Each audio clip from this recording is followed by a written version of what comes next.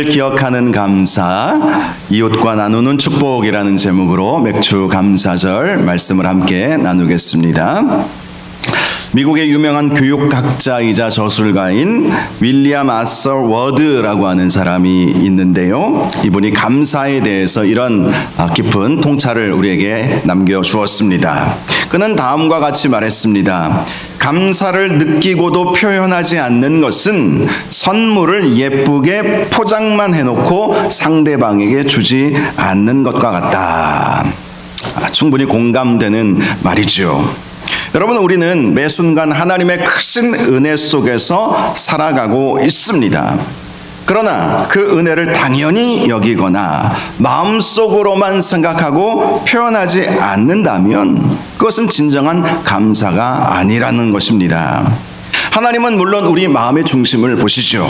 하지만 우리의 입술과 우리의 삶을 통해서 그 감사가 고백되기를 원하시는 줄 믿으시기를 바랍니다. 우리 한번 이렇게 천장을 바라보면서, 물론 우리 하나님은 하늘에만 계시는 분은 아니시지만 그래도 이렇게 한번 고백해 보도록 하겠습니다. 하나님 감사합니다. 하나님 감사합니다. 할렐루야. 네, 하나님은 이렇게 우리가 우리의 입술을 통해서 감사를 표현하기를 원하신다는 것입니다. 유럽의 역사 속에서 가장 경건하고 아름다운 신앙의 자취를 남겼던 독일의 모라비안 공동체가 있었습니다. 그들은 철저한 경건주의 신앙을 바탕으로 오직 복음과 선교를 위해서 평생을 바친 아주 독특한 기독교 개신교 역사에 있어서 아주 독특한 공동체였습니다. 18세기 어느 해에 모라비안 공동체에 극심한 기근과 박해가 동시에 찾아오게 되었습니다. 봄에 심은 작물들은 가뭄으로 모두 말라 죽어버렸습니다. 설상가상으로 주변의 적대적인 세력들 때문에 생명의 위협까지 느끼게 되었습니다. 인간적으로 보면 도저히 감사할 조건이 단 하나도 보이지 않았던 것입니다. 그해 여름, 곡식을 추수해야 할 시기가 다가왔지만 창고는 텅 비어 있었습니다. 성도들의 얼굴에는 근심과 절망의 빛이 가득했습니다. 이때 이 공동체의 영적 지도자였던 진젠도르프 백작이 성도들을 한자리에 모았습니다. 그리고 이렇게 선포했습니다. 사랑하는 여러분, 비록 우리의 창고는 비어 있고 상황은 척박하지만 지난 봄부터 지금까지 하나님은 우리의 생명을 보존해 주셨습니다. 하나님은 신실하신 하나님이십니다. 우리는 낙심하는 대신 하나님께 최고의 감사의 예배를 드려야 합니다. 환경은 그렇지 못했지만 하나님께서 지금까지 인도하여 주신 은혜에 감사하는 마음으로 감사의 예배를 드립시다. 이렇게 제안을 한 것입니다. 그들은 추수할 곡식 대신 자신들의 부서진 마음과 눈물의 기도를 주님 앞에 올려드렸습니다. 있는 모습 그대로 지금까지 인도해 주신 에벤 에셀의 하나님을 바라보면서 하나님을 찬양하기 시작했습니다. 놀라운 사실은 그 눈물의 감사 예배가 끝난 직후부터 성도들의 마음에 세상이 줄 수 없는 하늘의 평강과 기쁨이 임했다는 것이죠. 그 예배 이전에는 근심과 걱정이 가득했지만 오히려 감사의 예배를 하나님 앞에 올려드리자 세상이 줄 수 없는 기쁨과 평안이 그들의 심령 가운데 가득히 임하게 되었던 것입니다. 환경은 전혀 변하지 않았습니다. 여전히 가뭄이었고 여전히 먹을 것이 없었습니다. 여전히 적대 세력들은 이 모라비안 공동체를 박해하고 있었습니다. 그러나 감사 예배를 드린 그 이후부터 원망과 불평이 가득했던 그 공동체가 서로를 격려하고 사랑하는 천국과 같은 공동체로 변하게 된 것입니다. 이후 하나님은 사방에서 도우시는 손길을 보내주셨고 모라비안 공동체는 역사상 가장 강력한 선교 공동체로 우뚝 서게 되었습니다. 그들은 개신교 최초로 해외 선교를 시작했습니다. 그래서 윌리엄 캐리, 허드슨 테일러와 같은 선교사들에게 강력한 도전과 모델을 제시해 주었습니다. 그리고 당시 유럽 사람들이 가기 꺼려했던 그린란드, 카리브해, 수리남, 아메리카 원주민 등에게 이들은 의도적으로 더 나아가서 그렇게 복음을 전하게 되었던 것입니다. 더 나아가 그들의 선교적 열정은 감리교의 창시자인 웨슬리에게도 도전을 주기도 했습니다. 환경을 뛰어넘는 감사가 그들의 인생과 역사를 바꾸었던 것입니다. 여러분, 환경보다 우리 하나님을 바라보시기를 바랍니다. 환경은 그대로인 것 같지만 우리가 하나님을 바라보면 하나님께서는 그 환경조차도 바꾸어 주시고 무엇보다도 우리의 마음을 바꾸어 주실 것입니다. 기쁨과 감사가 넘치도록 우리 하나님께서 만들어 주실 것입니다. 오늘 이 맥주 감사절 예배가 지난 6개월 동안 참 나 힘들게 살았는데 이렇게 생각하시는 분들도 계실 거예요.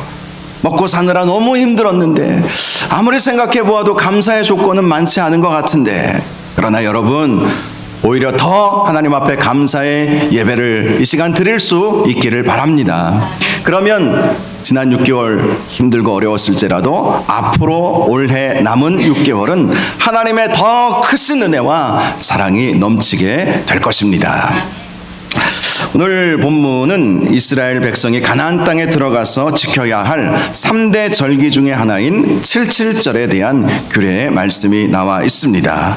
지금 이 말씀은 광야에서 하나님께서 주신 말씀이에요. 너희가 가나안 땅에 들어가거든 이 절기들을 지키라. 이 세 가지 절기를 말씀해 주셨는데요. 특별히 오늘 말씀은 77절에 대한 말씀입니다. 77절은 보리의 처음 익은 열매를 거두어 하나님께 드리며 감사하는 절기였습니다. 하나님께서 왜 40년 광야 생활을 지나온 이스라엘 백성들에게 이러한 절기들을 지키라고 명령을 하셨겠습니까? 그것은 광야에서 먹이시고 입히신 하나님의 은혜를 잊지 말라는 것이죠. 하나님께서 베풀어 주신 은혜가 있지 않느냐? 실제로 이스라엘 백성이 광야 40년 동안 그들의 의복은 헤어지지 않았습니다. 신발도 닳지 않았습니다. 낮에는 구름 기둥으로 밤에는 불 기둥으로 하나님께서 그들을 보호하여 주셨습니다. 하늘에서는 만나가 내렸습니다. 또 메추라기를 보내셔서 고기도 실컷 먹을 수 있게 해 주셨습니다. 그러한 하나님의 은혜를 가나안 땅에 가서도 잊지 말라는 것이죠. 이제 농사지어서 농사 잘 되고 농사지어서 마음껏 먹을 수 있는 상황과 환경이 되었다 할지라도 이전에 너희들에게 은혜를 베풀어 주셨던 그 하나님을 잊지 말라. 이 감사의 절기를 통해서 하나님께서 우리에게 베풀어 주신 그 은혜를 잊지 말라는 의미를 가지고 있는 것입니다. 또한 약속의 땅 가나안에서 얻게 될 모든 풍요가 하나님의 은혜로부터 온 것임을 기억하라 라는 의미로 하나님께서는 이렇게 절기들을 지키게 하신 것입니다. 우리는 세상을 살아가면서 은혜를 돌에 새기지 못하고 물에 새길 때가 참 많이 있습니다. 돌에 새겨야 그것이 오래도록 남을 텐데 물에 새기는 것과도 같을 때가 있다는 것입니다.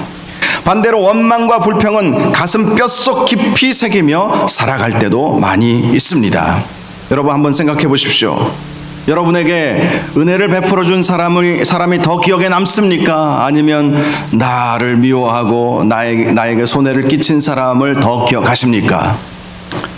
말씀을 못 하시는 거 보니까 두 번째인 것 같아요. 저도 그래요.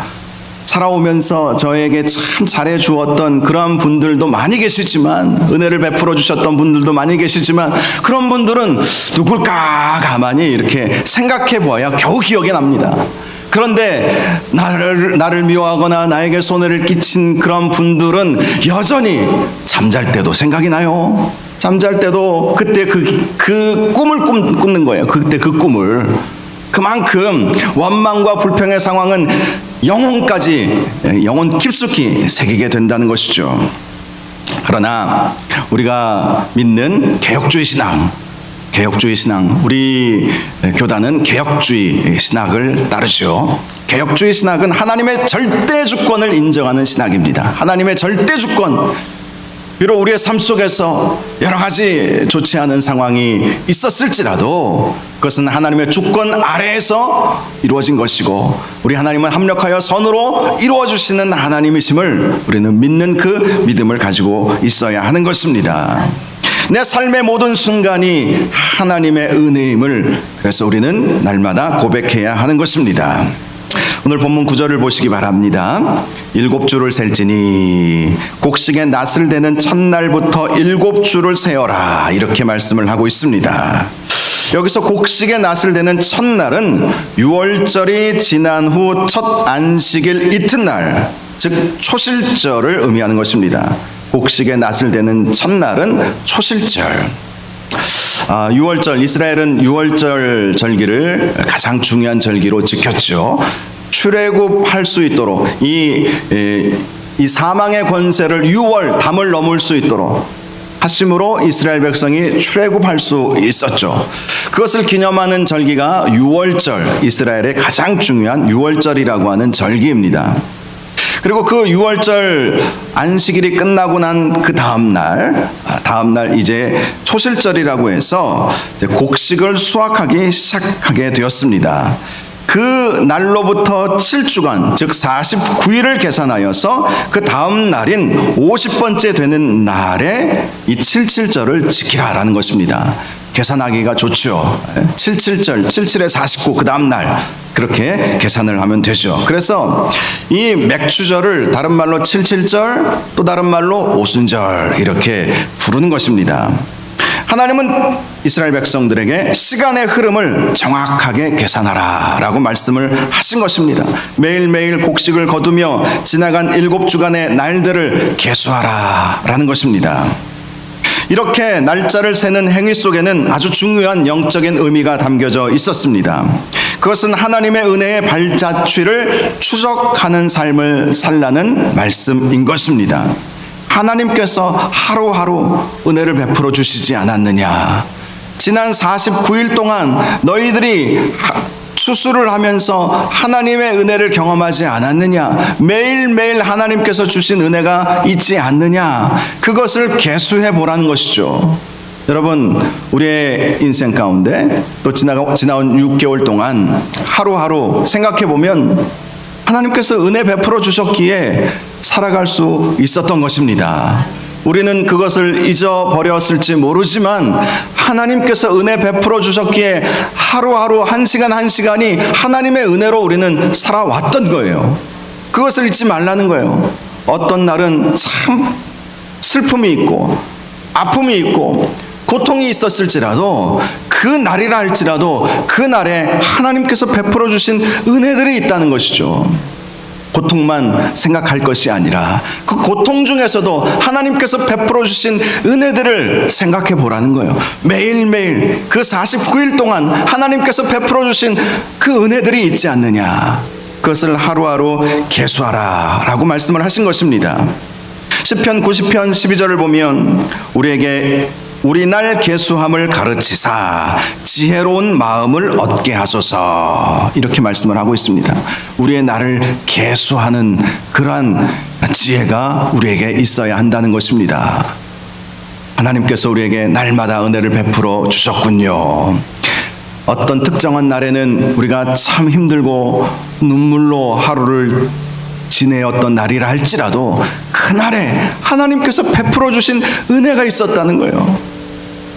한번 깊이 생각해 보시기를 바랍니다. 하나님께서 베풀어 주신 은혜가 있었다. 그 사실을 우리가 기억하라는 것입니다. 하루도 하나님의 은혜가 아닌 날이 없었다라는 사실을 우리가 고백해야 하는 것입니다. 10절 상반절을 보면 내 하나님 여호와 앞에 77절을 지키되 이렇게 말씀을 합니다.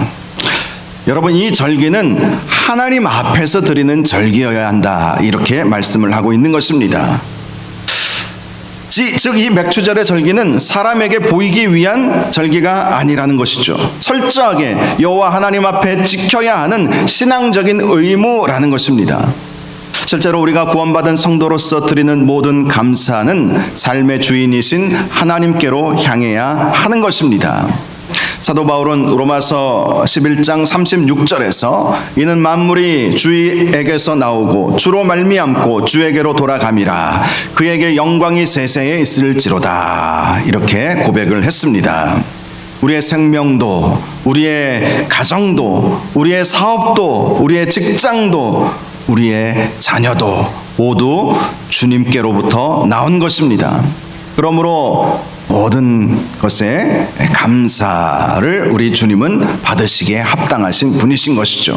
하나님께 감사하라라고 말씀을 하시는 것입니다. 또 10절 중반절을 보면 감사의 방법이 나오죠. 내 하나님 여호와께서 내게 복을 주신 대로 내 힘을 헤아려 자원하는 예물을 드리라 말씀을 합니다. 하나님은 우리에게 감사의 예물을 바칠 때에 무조건 얼마의 양을 정하지 아니하셨다라는 것입니다. 여호와께서 너에게 복을 주신 대로라고 말씀을 하셨다는 것이죠. 이 명령은 이미 우리에게 과분한 은혜를 예비하셨고 공급하여 주셨다는 사실이 전제되어 있는 말씀인 것입니다. 실제로 타락한 우리 인간은 전적으로 부패하여서 스스로의 힘으로 아무런 열매를 맺을 수가 없지요. 그런데 하나님께서 은혜 베풀어 주셔서 풍성한 열매를 거둘 수 있게 하여 주신 것입니다. 그러므로 하나님께서 복을 주신 대로 많이 주셨으면 많이 주님 앞에 드리고 적게 주셨으면 적은 대로 자원하는 마음으로 드려야 한다라고 말씀을 합니다. NIV 영어 성경을 보니까 이 부분을 A free will offering 이렇게 번역을 해 놓았습니다. 자유로운 의지로 드리는 기쁜 예물이라는 의미를 가지고 있다는 것입니다. 하나님은 우리의 중심을 보시기에 억지로 또 허영이 종교적 허영이나 의무감으로 드리는 것을 기뻐하지 아니하신다는 것이죠. 빌립보서 말씀을 보면 사도 바울은 예수님에 대해서 자기를 비워 종의 형체를 가지셨다. 그 예수님의 마음을 본받으라 이렇게 말씀을 하고 있습니다. 예수님의 마음이 없으면 우리의 헌신은 종교적인 허영심으로 변질되기 쉽다라는 것이죠. 예수님의 그 낮고 낮아진 그 마음으로 겸손의 마음으로 우리가 주님 앞에 나아가야 한다는 것입니다. 고린도후서 9장 7절을 보면 각각 그 마음에 정한 대로 할 것이요 인색함으로나 억지로 하지 말지니 하나님은 즐겨내는 자를 사랑하시느니라 분명히 말씀하고 있습니다. 여러분, 우리의 삶에 베풀어 주신 하나님의 은혜의 분량을 믿음의 눈으로 헤아려 보시기를 바랍니다. 그리고 억지스러운 종교적 행위가 아니라 진심 어린 자원함으로 하나님께 최고의 감사를 드릴 수 있기를 바랍니다. 자, 이제 하나님은 감사의 지평을 한 걸음 더 넓혀 가라고 말씀을 하십니다. 11절을 보면 너와 내 자녀와 노비와 내 성중에 있는 레위인과 및 너희 중에 있는 객과 고아와 과부와 함께 내 하나님 여호와께서 자기의 이름을 두시려고 택하신 곳에서 내 하나님 여호와 앞에서 즐거워할지니라 라고 말씀을 하고 있습니다. 여러분, 감사는 나 혼자만의 기쁨으로 끝나지 말아야 한다는 것입니다. 반드시 공동체적인 나눔으로 확장되어야 한다라고 말씀을 하고 있습니다. 오늘 본문에 등장하고 있는 사람들의 면면을 살펴보시기 바랍니다. 자녀는 당연히 자녀와 함께 기뻐하는 것 당연하죠. 또 레위인과 함께 기뻐하는 것도 당연하죠. 그런데 말씀을 보면 노비와 함께 기뻐하라고 말씀을 하신 것입니다. 객과 함께 기뻐하라는 것입니다. 고아와 함께 또 과부와 함께 이 감사의 절기를 지키면서 기뻐하라 이렇게 말씀을 해 주셨다는 것입니다. 당시 고대 근동 사회에서 고아와 과부 그리고 나그네 된 객은 아무런 법적 보호를 받지 못하는 소외된 자들을 말하는 것이었습니다. 재산도 없고 돌볼 가족도 없는 영적으로나 육적으로나 헐벗은 자들과 함께 이 감사의 기쁨을 나누라고 말씀을 하신 것입니다. 이 감사의 잔치에 그들을 초대해서 함께 이 즐거움을 나누어야 한다라고 말씀하신 것이죠. 여기서 우리는 복음의 강력한 사회적 책임을 보게 됩니다. 교회 안에서의 경건이 세상 속에서 이웃을 향한 구체적인 사랑과 구제로 나타나야 한다는 것이죠. 우리는 복음 안에서 은혜를 누리고 그 복음 때문에 기뻐하고 있습니다. 그렇다면 소외된 이웃들을 향해서 우리의 그 기쁨을 나누어 줄 수 있어야 한다는 것이죠. 이것이 복음의 사회적 책임이라고 할 수 있는 것입니다. 선교적 교회론의 대가인 레슬리 뉴비긴 박사님은 교회가 복음의 등불이 되기 위해서는 세상 속에서 복음을 살아내는 대조 공동체가 되어야 한다라고 강조를 했습니다. 즉 세상 사람들이 교회를 보면서 본받을 수 있는 공동체가 되어야 한다는 것이죠. 교회를 보면서 우리도 저 교회처럼 되어야 되겠구나, 이렇게 보여줄 수 있는 모델이 되는 그러한 공동체가 되어야 한다는 것입니다. 하나님께 복을 받았다면 그 복을 흘러보냄으로 세상 사람들이 교회를 보면서 저렇게 사는 것이 참된 인생이구나, 저렇게 교인들처럼 살아야 되겠구나, 그렇게 생각하도록 만들어 주어야 한다는 것입니다. 이것이 교회론의 핵심이에요. 선교적 교회론, 미셔널 처치의 핵심이죠. 교회가 세상 속에서 빛과 소금의 사명을 감당하고 세상에 하나님의 그 은혜와 축복을 나누어 주는 그러한 축복의 통로가 되는 것, 이것이 교회가 선교적인 사명을 감당하는 것이다. 이것이 선교적 교회론의 가장 중요한 핵심인 것입니다.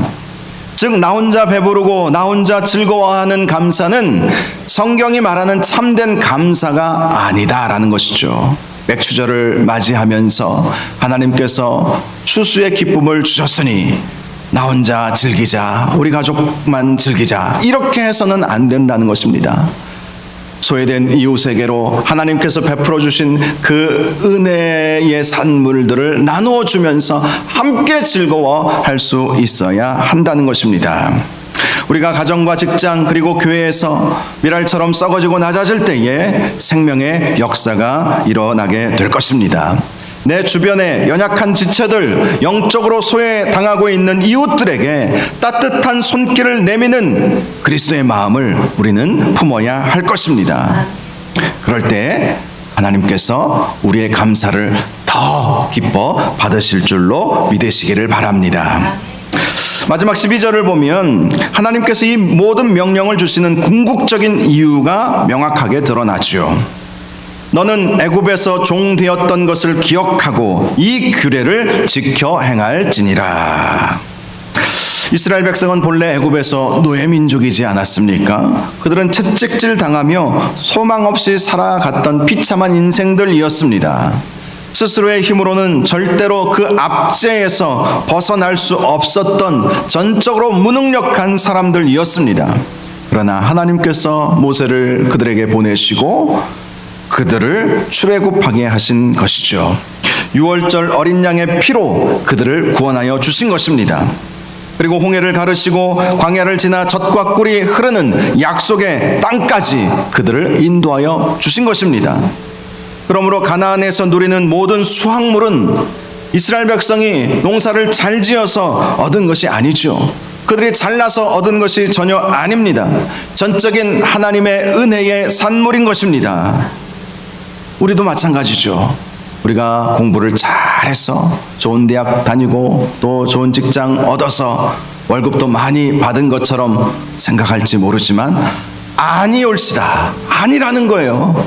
하나님께서 은혜 베풀어 주셨기 때문에 그러한 직장도 얻을 수 있었고 또 월급도 하나님께서 주셨다라는 것이죠. 모든 것이 하나님의 은혜라는 거예요. 내가 잘나서 얻어진 것이 아니라는 것입니다. 그러므로 우리는 이 하나님의 은혜를 감사해야 할 것입니다. 사랑하는 여러분, 우리가 하나님 앞에서 늘 겸손히 낮아질 수 있는 비결이 어디에 있을까요? 내가 누구였는지를 기억할 때에 우리는 낮아질 수가 있습니다. 사도 바울은 에베소서 2장 1절에서 그는 허물과 죄로 죽었던 너희를 살리셨도다, 이렇게 말씀을 하고 있습니다. 여러분, 이 말씀을 통해서 우리가 깨달을 수 있는 것은 우리가 누구냐 하는 것이죠. 우리는 허물과 죄로 죽은 사람이라는 거예요. 허물과 죄 때문에 죽은 사람이라는 것입니다. 영원한 형벌과 저주 아래 놓여 있었던 본질상 진노의 자녀였다는 것입니다. 아무런 소망이 없던 우리를 위해서 예수 그리스도께서 십자가에서 피 흘려 죽으심으로 우리를 의롭다 하시고 자녀 삼아 주신 것이지요. 이 주권적인 구원의 은혜를 기억할 때에 우리는 그 사랑에 감사하고 또 형제들 앞에서 교만할 수가 없는 것이죠. 구약 신명기 21장 23절에 말씀하고 있듯이 나무에 달린 자마다 하나님께 저주를 받은 자입니다. 예수님은 바로 그 나무에 달리신 것입니다. 우리가 저주받아야 하지만 주님께서 그 나무에 달리심으로 주님께서 저주받으신 것입니다. 12절 말씀처럼 과거에 비참했던 종된 신분을 기억하고 나를 살리신 십자가의 사랑을 깨달을 때 우리는 비로소 납작 엎드릴 수 있는 것입니다. 낮아진 마음으로 이웃을 섬기며 성도들을 섬기며 또 주님의 말씀에 온전히 복종할 수 있게 되는 것이죠. 세계적인 기독교 리더십 학자인 로버트 클린턴 박사는 Finishing Well, 이 마무리가 좋은 지도자에 대한 연구를 했습니다. 그리고 그들의 공통적인 여러 가지 특징들에 대해 말씀해 주었는데요. 그 중에 하나가 지속적인 은혜의 묵상과 감사를 꼽았습니다. 마무리가 좋은 사람들은 날마다 우리의 삶 속에서 하나님께서 어떤 은혜를 베풀어 주셨는지 그 은혜를 묵상하고 그 은혜를 감사할 줄 아는 사람이 마무리가 좋더라. 이것 아니겠습니까? 그러니 교만해질 수가 없죠. 여러분, 우리가 왜 무너집니까? 교만한 사람은 반드시 무너지게 되어 있어요. 반드시 무너집니다. 그것은 세상이 주는 교훈입니다. 그런데 지속적으로 하나님께서 나에게 베풀어 주신 은혜가 얼마나 큰지 그 은혜에 감사한다면 우리는 겸손해질 수밖에 없습니다. 나 같은 죄인, 허물과 죄로 죽었던 나를 주님께서 십자가에 친히 달려 죽으시면서 내가 받아야 할 그 저주를 친히 받으셨구나. 그러므로 모든 것이 주님의 은혜이구나. 내가 내 힘으로 이룬 것인 줄 알았는데 하나님께서 은혜 베풀어 주셨기에 이 모든 일들이 가능해진 것이구나. 그렇게 생각할 수밖에 없지 않겠습니까? 사랑하는 여러분, 감사절이라 하나님의 은혜를 생각하고 감사하는 삶이 아니라 날마다 우리의 날 계수함을 허락하셔서 가르쳐 주셔서 지혜로운 자가 되게 해달라는 그 고백처럼 하나님께서 날마다 우리에게 베풀어 주신 그 은혜를 깊이 날마다 묵상하시고 감사하시는 저와 여러분들 되시기를 주님의 이름으로 축복합니다. 미국의 서부 개척 시대에 전해 내려오는 참으로 따뜻하고 감동적인 실화가 하나 있습니다. 어느 한적한 시골 마을에 평생을 주님과 교회를 위해 신실하게 봉사해 왔던 노 부부가 있었습니다. 그런데 그해 겨울 그 지역에 유례없는 극심한 폭설과 한파가 몰아닥쳤습니다. 마을 전체가 고립이 되었습니다. 이 노 부부의 집에도 땔감과 식량이 완전히 바닥이 나 버렸습니다. 이제 며칠 못 버틸 상황이 되어버린 것입니다. 어느 날 아침 할머니가 걱정 가득한 얼굴로 할아버지에게 말했습니다. 여보, 이제 남은 밀가루 한 줌으로 빵 한 조각을 만들었어요. 내일부터는 정말 먹을 것이 아무것도 없는데 어떻게 하면 좋죠? 그러자 할아버지가 인자하게 웃으면서 아내의 손을 꼭 잡았습니다. 그리고 이렇게 말했습니다. 여보, 낙심하지 맙시다. 지난 40년 동안 신실하게 우리의 걸음을 인도하시고 채워주신 하나님을 기억합시다. 비록 지금 우리 눈에는 아무것도 보이지 않지만 하나님은 여전히 살아계시고 우리의 아버지가 되어주십니다. 이 마지막 빵 한 조각을 주신 것마저도 감사의 기도를 드리고 함께 나누어 먹읍시다. 이렇게 말을 한 것입니다. 두 사람은 그 남은 빵 조각 하나를 가지고 무릎 꿇고 눈물로 감사의 예배를 드렸습니다. 그리고 마지막 빵 한 조각을 나누어 먹었습니다. 그런데 그날 오후 기적이 일어났습니다.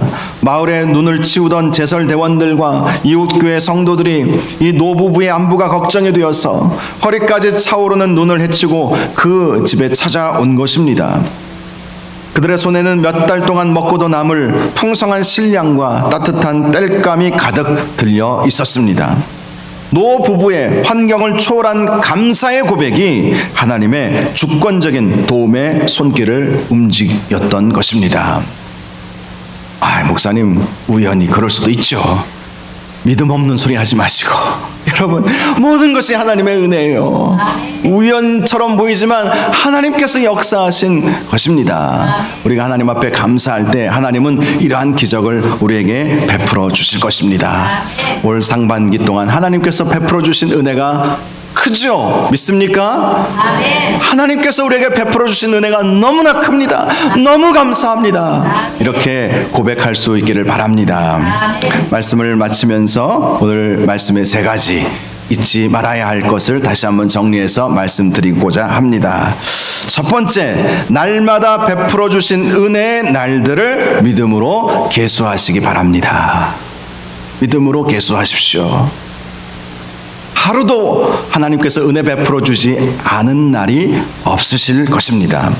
두 번째, 날마다 하나님이 복을 주신 분량대로 인색함이 없이 자원하는 마음으로 최고의 감사를 드리시기를 바랍니다.